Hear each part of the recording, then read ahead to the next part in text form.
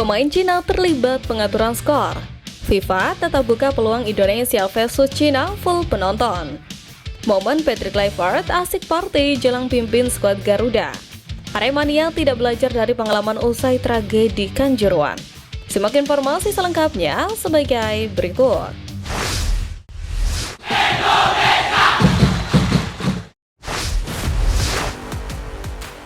Aremania tidak belajar dari pengalaman usai tragedi Kanjuruhan. Supporter Arema FC yakni Aremania kembali menjadi sorotan publik tanah air usai melakukan aksi tidak terpuji pada laga lanjutan Liga 1. Hal itu terjadi ketika menghadapi Persik Kediri di mana Aremania melempari bus tim lawan dengan menggunakan batu. Padahal laga tersebut merupakan laga pertama kalinya Arema FC kembali ke Stadion Kanjuruhan. Sebab pasca tragedi Kanjuruhan pada 1 Oktober 2022, tim berjuluk Singoedan dilarang bermain di stadion tersebut. Kini, usai hampir 2,5 tahun, Arema FC bisa kembali lagi ke Stadion Kanjuruhan lantaran baru saja selesai direnovasi pasca tragedi yang menewaskan 135 orang.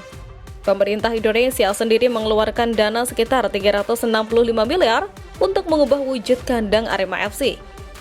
Sebelumnya, kembalinya Arema FC ke Stadion Kanjuruhan mengundang pro dan kontra. Tidak semua Aremania menerima Singoedan berkandang di Stadion Kanjuruhan. Di media sosial, Arema FC terus berusaha agar bisa diterima dengan baik oleh Aremania saat kembali ke Stadion Kanjuruhan. Namun, insiden memalukan terjadi ketika Arema FC menelan kekalahan atas Persik Kediri dengan skor 3-0. Selepas pertandingan, Persik tidak disambut dengan baik oleh Aremania hingga terjadi insiden pelemparan batu.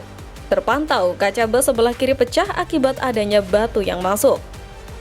PSSI dan PT Liga Indonesia baru harus melihat aksi teror ini yang cukup meresahkan.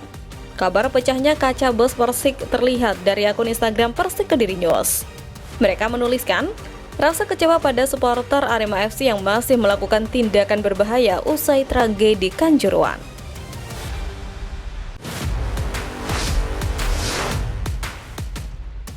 FIFA tetap buka peluang Indonesia versus Cina full penonton.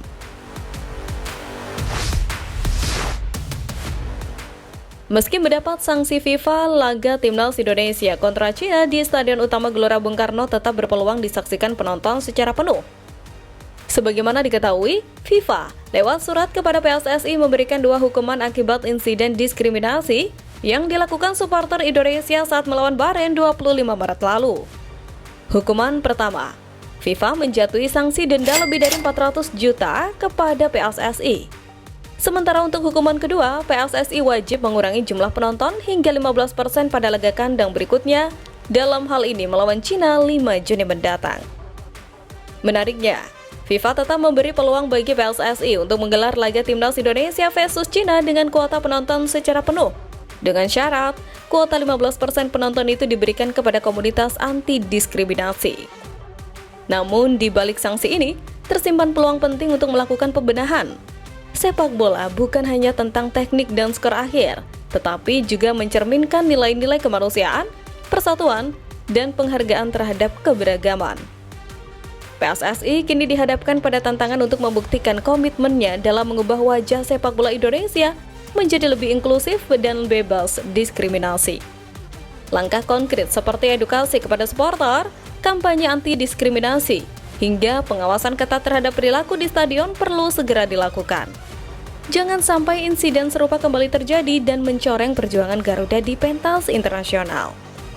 Dengan komitmen dan perbaikan sistemik, insiden ini bisa menjadi momentum refleksi sekaligus titik balik untuk menciptakan atmosfer sepak bola nasional yang lebih sehat dan bermartabat.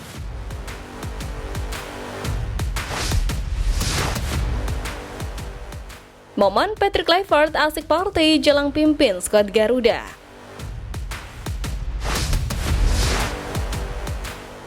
Pelatih Timnas Indonesia Patrick Kluivert belum terlihat batang hidungnya di Indonesia. Padahal, skuad Garuda bakal lakoni 2 laga berat di kualifikasi Piala Dunia 2026. Seperti yang diketahui, 2 laga kontra Cina dan Jepang menjadi penentu asa untuk Timnas Indonesia tampil di Piala Dunia 2026. Namun, hingga saat ini, Patrick Kluivert masih belum berada di Indonesia. Hal berbeda justru dilakukan oleh Cina yang jauh-jauh hari mempersiapkan tim jelang lawan timnas Indonesia. Dilihat dari unggahan akun Instagram miliknya, Kluivert sepertinya masih berada di Belanda. Pada unggahan Instastory, Kluivert kedapatan asik party dengan sejumlah mantan pemain seperti Edgar Davids, Carles Puyol, hingga Gerard Pique. Kluivert bersama para mantan pemain top dunia itu menonton rapper asal Amerika Serikat, Travis Scott. Situasi ini tentu cukup mengkhawatirkan bagi persiapan timnas Indonesia menghadapi Cina dan Jepang. Meski timnas Indonesia akan diperkuat oleh pemain yang merumput di Eropa dan mereka masih bermain di level klub, kehadiran Kluivert lebih awal di Indonesia punya arti lebih. Setidaknya saat berada di Indonesia, legenda Barca itu bisa memantau langsung pemain yang bermain di BRI Liga 1. Terlebih sebelumnya, Ketum PSSI Erick Thohir sendiri meminta kehadiran Patrick Kluivert lebih cepat. Sebab skuad Garuda akan mulai menjalani pemusatan latihan pada 26 Mei mendatang. Namun, hingga kini Patrick Kluivert belum menyerahkan daftar nama pemain yang akan dipanggil untuk mengikuti TC persiapan menghadapi Cina dan juga Jepang.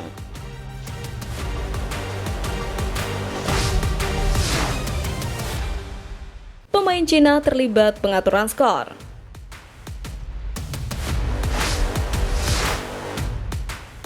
Di saat Patrick Kluivert terlihat acuh dengan skuad Garuda, pelatih Cina, Branko Ivankovic justru tengah dipusingkan jelang pertandingan melawan timnas Indonesia dalam lanjutan babak ketiga kualifikasi Piala Dunia 2026. Branko Ivankovic pusing lantaran sejumlah pemainnya diterpa cedera. Yang paling jadi sorotan pelatih asal Kroasia itu ialah sektor penjaga gawang.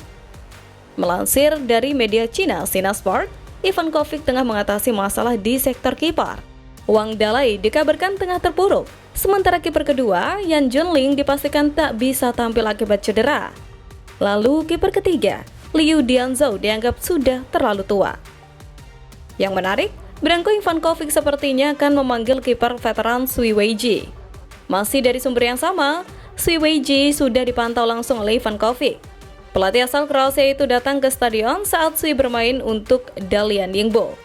Namun yang jadi masalah, kiper tersebut pernah tersandung masalah pengaturan skor. Penjaga gawang yang jalani debut profesional pada 2004 itu sempat diselidiki oleh Badan Anti Korupsi Hong Kong, ICAC. ICAC melakukan penyelidikan terhadap kiper tersebut karena diduga melakukan pengaturan skor di pertandingan Liga Hong Kong saat membela Wei Rangers yang saat ini berganti nama menjadi Ripper FC. Saat penyelidikan tengah berlangsung, Sui kabur ke Cina dan bermain di tim kasta kedua Tiongkok.